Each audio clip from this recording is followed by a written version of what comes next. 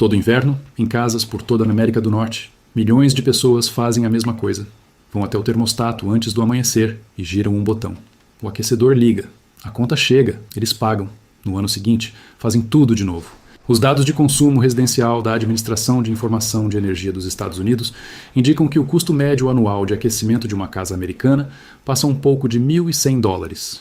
$1.100 por um problema que um colono nórdico de pé na costa da Groenlândia em 985 d.C., com temperaturas que caíam com frequência abaixo de -40, já tinha resolvido, de forma permanente, com pedras. Não com uma fornalha queimando a noite toda, não com uma pilha de lenha que precisava ser reabastecida a cada 3 horas. Pedras. Um peso específico de um tipo específico de pedra, disposto numa geometria específica ao redor de um fogo que ardia por 2 horas e depois se apagava. E o motivo de você nunca ter visto isso num manual moderno de construção não tem nada a ver com funcionar ou não. Funciona. O motivo é que isso não pode ser cobrado em fatura. Não existe mensalidade para uma propriedade térmica que vive dentro de uma pedra que você apanhou do chão. Houve uma decisão específica que os construtores nórdicos tomaram sobre a geometria da pedra em torno das lareiras centrais, visível nas estruturas escavadas que Helge Ingstad e Anne Stein Ingstad passaram 8 anos desenterrando em Lance ou Meadows, em Newfoundland, a partir de 1960. E ela transformou um simples entorno de fogo num sistema capaz de manter uma construção acima do congelamento por 8 horas depois que a última chama morria. Não era o tamanho do fogo, nem o tipo de combustível. Era uma decisão sobre o ângulo e a massa da pedra. E é disso que vamos falar. A imagem que a maioria das pessoas tem de uma casa comunal nórdica é de correntes de ar, fumaça, frio entrando pelas paredes depois da meia-noite. Essa imagem só acerta uma coisa, a fumaça. Else Roisdahl, em The Vikings, publicado pela Penguin em 1987, documenta a construção das paredes dessas casas em sítios nórdicos na Islândia e na Noruega, paredes de turfa, com até 2 metros de espessura, e um núcleo central de pedra solta. Numa casa moderna de estrutura leve, a parede entre você e o ar lá fora tem mais ou menos 15 centímetros de estrutura isolada. Já na casa comunal de Stong, na Islândia, soterrada e preservada quase intacta pela erupção do vulcão Hekla por volta de 1104 d.C. e escavada pela primeira vez pelo arqueólogo Daniel Brum em 1905, essa parede tinha mais de 1,80 m de turfa compactada e entulho de pedra. Isso não é uma parede, é um acumulador térmico com telhado, mas as paredes retinham calor, não o geravam. A geração acontecia na lareira. E é no que os nórdicos faziam na lareira que a conta anual de $1.100 deixa de ser um problema. A indústria americana de climatização movimentou mais de $130 bilhões em 2023, segundo o relatório doméstico de mercado HVAC da IBISWorld. Esse número existe porque você continua girando o botão.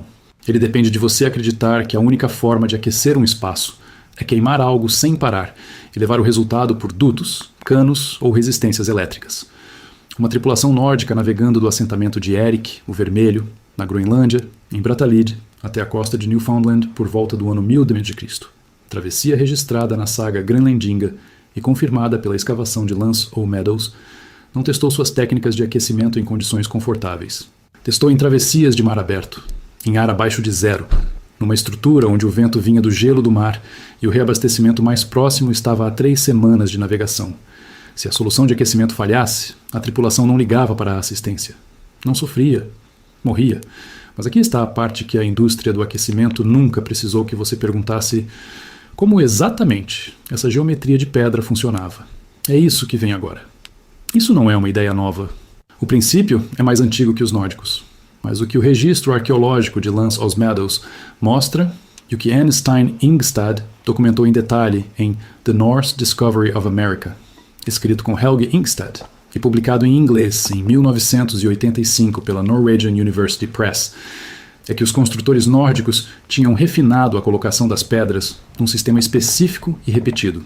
A mesma geometria de lareira aparece em Lance ou Meadows, em Newfoundland, na propriedade de Stong, na Islândia, e na casa comunal de Borg e Lofoten, no norte da Noruega, escavada por Gerd Stamsø Munch e publicada pela Tapir Academic Press em 2003.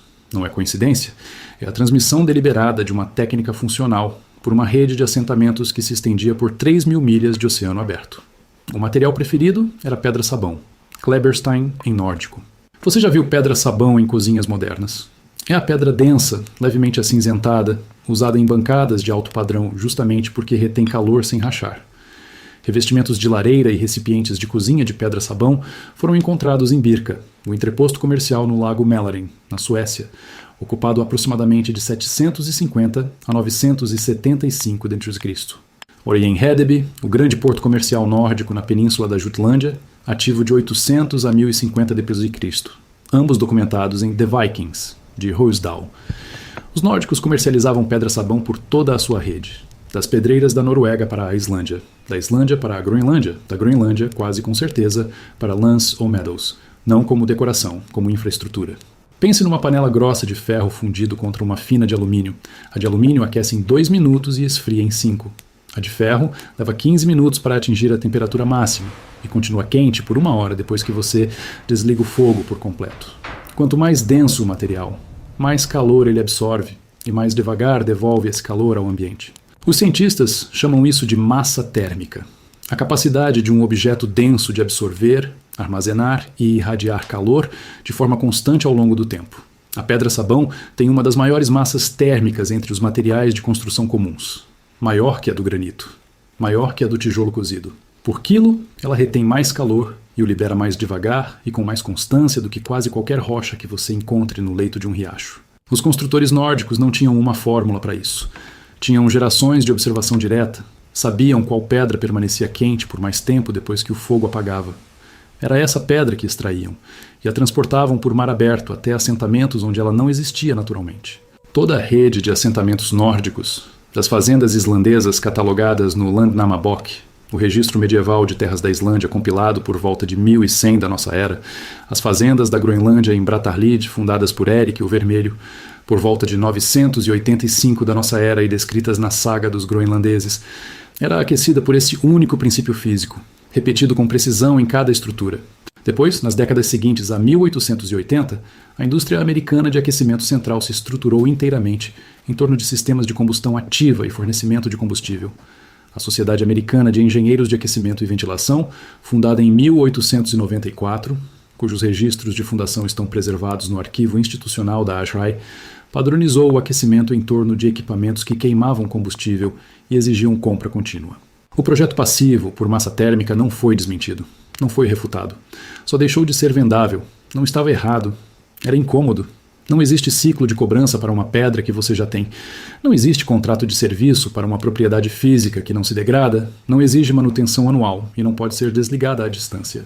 Um construtor nórdico em Stong, na Islândia, resolveu o frio da madrugada de forma permanente. E depois, por 130 anos, a indústria que substituiu essa solução cobrou $1.100 por casa, por ano, pelo mesmo resultado. O que um construtor nórdico entendeu sobre pedra-sabão e 2 horas de fogo controlado, e o que você está prestes a reproduzir sem gastar nada, começa com um princípio físico tão simples que cabe numa única frase. Toda a equipe que atuou nessa rede nórdica de 3.000 milhas, de Hedeby, na península da Jutlândia, ao assentamento oriental da Groenlândia, até o acampamento de Lance ou Meadows, resolveu o frio da madrugada sem contrato de aquecimento, sem conta, sem fornecedor, sem chamada técnica em fevereiro. A Administração de Informação de Energia dos Estados Unidos informa que a casa americana média gasta mais de $1.100 por ano para se manter aquecida. Os colonos nórdicos de Brattahlid, em condições que fazem o inverno de Minnesota parecer ameno, não gastavam nada para obter esse resultado. A física térmica não mudou uma única variável desde 985 da nossa era. E quase ninguém está usando isso. Se este canal é novidade para você, é isso que a gente faz aqui. Encontramos as técnicas que os nórdicos realmente usavam, confirmadas por escavações e historiadores identificados, e mostramos exatamente como aplicar isso hoje. Inscreva-se e ative as notificações se quiser ver o próximo. Você viu isso a vida toda e só nunca ligou os pontos. Você já sentiu uma parede de pedra numa tarde quente, ainda irradiando calor 2 horas depois que o sol saiu dali? Já queimou a mão numa frigideira de ferro fundido sobre uma boca fria muito depois de desligar o fogo? Já percebeu que o entorno de uma lareira de tijolo continua morno ao toque por horas depois que o fogo apaga? Muito depois de o duto ter puxado todo o vestígio do calor da combustão para fora do cômodo. Isso não é coincidência. É a massa térmica funcionando exatamente como os construtores nórdicos a projetaram. Aqui está o ponto que quase todo mundo perde. O fogo não é o aquecedor. O fogo é a carga. A pedra é o aquecedor. Quando você enxerga essa diferença, todo o sistema nórdico passa a fazer sentido na hora, e toda a conta moderna de aquecimento revela o que é, uma assinatura de algo que foi resolvido de graça há 1000 anos. Há um detalhe específico na geometria de como os construtores nórdicos dispunham essa pedra.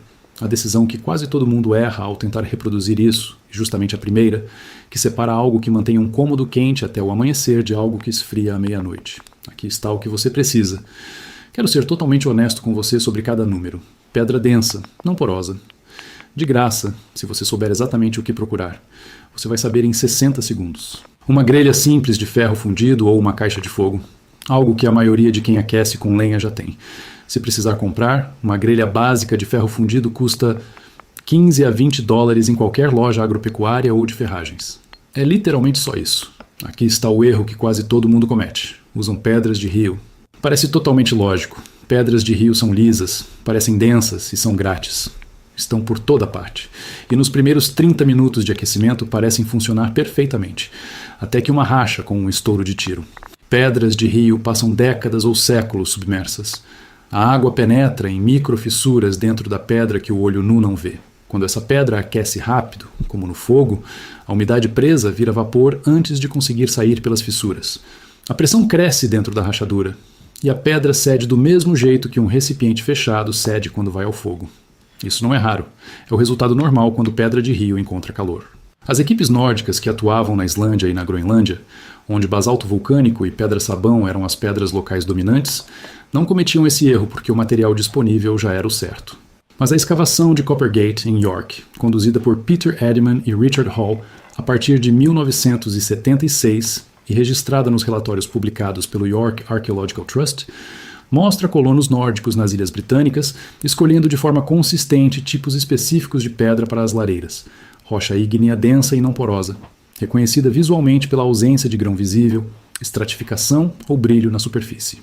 O princípio é simples. Pedra que retém água falha ao aquecer. Pedra que não consegue reter água não falha. E é assim, exatamente, que você distingue uma da outra antes mesmo de pegar a primeira pedra. Pedra densa e não porosa não tem camadas visíveis nem faixas sedimentares. Não tem furinhos na superfície. Não tem mica. Não brilha quando você a inclina na luz. Granito serve quando é compacto e fosco. Basalto é excelente. Pedra-sabão é a preferência nórdica, fácil de reconhecer pelo toque levemente ceroso, como sabão. Não risca com facilidade e não absorve umidade. Se você encostar a língua por um instante na superfície e a sensação for a de um azulejo cerâmico, denso, frio e seco, essa pedra serve. Se parecer um pote de barro úmido, poroso e um pouco absorvente, descarte. O teste leva 3 segundos por pedra. Os nórdicos faziam uma versão dele sempre que montavam uma nova lareira em território desconhecido. Agora você vai construir. Comece pela superfície do piso. Você precisa de material incombustível entre o fogo e qualquer coisa que possa queimar. As lareiras nórdicas de Lance Os Meadows ficavam sobre chão de terra batida com uma base de pedras planas, exatamente como Anne Stein Ingstad registrou em The Norse Discovery of America. Se estiver trabalhando sobre piso de madeira, coloque primeiro uma camada de lajes planas de pedra. Entre 5 e 8 centímetros de laje plana e densa entre a caixa do fogo e o piso embaixo. Separe de 8 a 12 pedras para o contorno.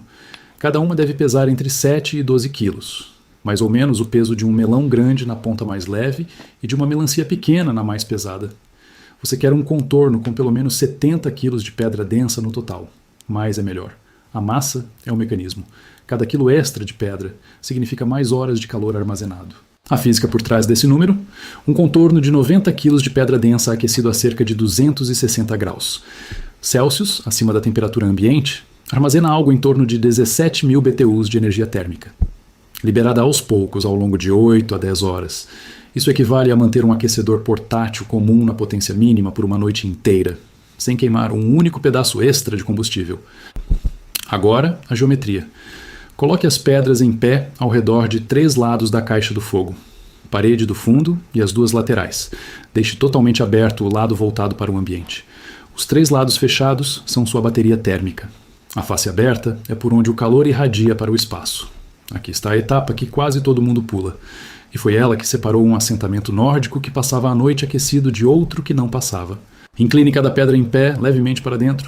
Não perfeitamente vertical. em ângulo, de modo que a face de cada pedra se incline para o fogo cerca de 10 graus a partir da vertical real. Quando a pedra fica totalmente reta, sua face recebe calor radiante só do que está diretamente à frente. Inclinada 10 graus para dentro, essa face recebe calor do fogo e, ao mesmo tempo, das superfícies de pedra do lado oposto. As lareiras nórdicas de Stong, na Islândia, medidas e descritas nos registros de escavação do National Museum of Iceland na década de 1970, guardados no arquivo arqueológico do museu, mostram esse mesmo ângulo interno em várias estruturas de lareira no mesmo sítio. Essa inclinação de 10 graus não é detalhe estético. É a geometria da máxima absorção de calor. Acenda um fogo moderado dentro do contorno, não um fogo grande e rápido. Você não está tentando obter a maior chama possível. Está tentando levar a pedra à maior temperatura possível ao longo de 2 a 3 horas. Um fogo grande e veloz desperdiça a maior parte do calor direto pela chaminé. Um fogo moderado, queimando de forma constante por 2 a 3 horas, satura a massa de pedra por igual, da base ao topo. Deixe o fogo seguir sem acrescentar lenha grande depois das 2 primeiras horas. O que você quer é calor estável e contínuo, não picos. Depois de 2 horas, acrescente uma última carga de madeira dura e densa e deixe queimar até virar brasa. Depois, deixe o braseiro morrer sozinho, sem interferência. Não abafe, não cubra. Deixe respirar até virar cinza no tempo dele. A pedra agora está totalmente carregada. Ela vai irradiar calor para o ambiente pelas próximas 6 a 10 horas, dependendo da massa total de pedra e do frio do ar lá fora. Você não precisa mexer em nada. Não precisa adicionar combustível. A física faz o resto sozinha. É assim que você sabe que está funcionando. Mantenha a palma da mão aberta a uns 15 centímetros da face de uma das pedras grandes ao redor. Sem tocar. 15 centímetros de ar entre a sua mão e a pedra. Se sentir um calor nítido, constante, irradiando, como ficar a 15 centímetros de uma resistência elétrica na potência mínima, a pedra foi carregada direito e está funcionando exatamente como os fogos nórdicos de Lance os Meadows funcionavam. Se não sentir nada depois de uma queima completa, aconteceu uma de 3 coisas. A pedra não tem massa total suficiente, não foi aquecida por tempo bastante, ou o tipo de pedra está errado e está libertando calor depressa demais. Troque as pedras, uma de cada vez, por material mais denso e repita o processo. Esse teste leva 10 segundos. Uma criança consegue fazê-lo. O que você acabou de montar é o que um colono nórdico em Lance os Meadows usava para manter uma estrutura acima de 0 no inverno da Terra Nova, com frio suficiente para cristalizar a sua respiração antes de ela se dispersar. Se é este tipo de construção que o canal mostra, que você quer ver a próxima, subscreva e ative as notificações. Cada técnica aqui é confirmada com base em fontes arqueológicas identificadas. Esse é o padrão que este canal impõe a si mesmo, e não é negociável. Um círculo de pedras aquece um compartimento. O que uma família de 4 faz com 3 círculos de pedra, um central, um por cada zona de dormir, começa a aparecer exatamente com a planta documentada na Longhouse de Borg Lofoten, no norte da Noruega, uma das maiores casas longas nórdicas já escavadas, onde 3 lareiras distintas serviam 3 zonas funcionais de uma única grande estrutura. A publicação da Tapir Academic Press, de 2003, de Gerd Stamse Munch, descreve este arranjo com vários fogos como prática corrente em grandes edifícios domésticos nórdicos. 3 círculos com 90 quilos cada 270 quilos de pedra carregada a irradiar calor ao mesmo tempo por uma noite de inverno. Sem ligação de gás, sem eletricidade, sem contador a correr ao fundo. Agora amplie isso para o que o povoamento oriental de Erik, o Vermelho, na Groenlândia, representava no auge. Uma comunidade de cerca de 400 colonos nórdicos documentada na saga Granlendinga e em levantamentos arqueológicos do Museu Nacional da Dinamarca ao longo de várias décadas. 400 pessoas. Condições subárticas, combustível de aquecimento limitado, ao que a costa fornecesse em madeira à deriva e turfa comprimida. Sem navios de abastecimento a chegar com combustível em janeiro. O povoamento oriental nórdico funcionou sem interrupção por mais de 400 anos, desde cerca de 985 da Era Comum, até algures no início do século XV, em condições que engenheiros modernos consideram inabitáveis, sem sistemas de aquecimento de nível industrial. Eles usavam pedra, sem contas, sem infraestrutura, sem pedir licença a ninguém. Há uma condição em que este sistema rende menos do que o resto do registro nórdico sugere. A forma como eles lidavam com isso é a última coisa neste texto. Umidade e ambiente alta limita o desempenho da massa térmica. Isto não é uma falha da pedra nem da física. É uma limitação da própria física. Quando a umidade do ar se mantém de forma consistente acima de 70%, Em climas costeiros, caves sem ventilação ou divisões sem circulação regular de ar, a pedra densa começa a absorver umidade atmosférica pela superfície. Essa umidade superficial cria uma fina camada isolante na face da pedra que abranda a transferência de calor para o espaço. A pedra guarda a mesma quantidade de energia. Simplesmente não a consegue libertar com a mesma eficácia através de uma camada de ar úmido. O registro dos assentamentos nórdicos trata desta limitação de forma direta. Todos os grandes sítios de longhouses com lareiras documentadas também mostram sinais de circulação de ar deliberadamente integrada na própria estrutura. Em Lancel Meadows, o corredor de entrada, aquilo a que Anne Stein Ingstad chama em The Norse Discovery of America, o vestíbulo de retenção de frio, criava uma diferença de pressão constante que mantinha o ar interior em movimento contínuo, deixando a umidade interna bem abaixo da exterior, mesmo na costa da Terra Nova. A solução moderna é idêntica à nórdica. Faça o ar passar pela face da pedra. Um ventilador pequeno a dirigir o ar do compartimento sobre a superfície do círculo quebra essa camada de umidade e repõe a transferência de calor perto da eficiência máxima. A física não quer saber em que século está a operar. Nem se o ar se move por uma diferença de pressão num corredor de entrada coberto de turfa ou por um ventilador de caixa de $12. As pedras da lareira de Lancel Meadows ainda estão lá, sob proteção do Parks Canada desde a classificação do sítio como Patrimônio Mundial da Unesco. Em 1978, as pedras colocadas por um grupo nórdico na costa da Terra Nova, por volta do ano 1000 da Era Comum, permanecem na posição em que foram escavadas. A massa térmica continua a funcionar. A geometria específica de pedra densa inclinada para dentro, que manteve aquela estrutura acima de zero no inverno da Terra Nova, com frio suficiente para matar uma pessoa desprotegida em menos de uma hora, continua a obedecer à mesma física de quando o grupo de Leif Erikson acendeu ali o primeiro fogo. A pedra não mudou. A física não mudou. O que você acabou de montar faz a mesma coisa.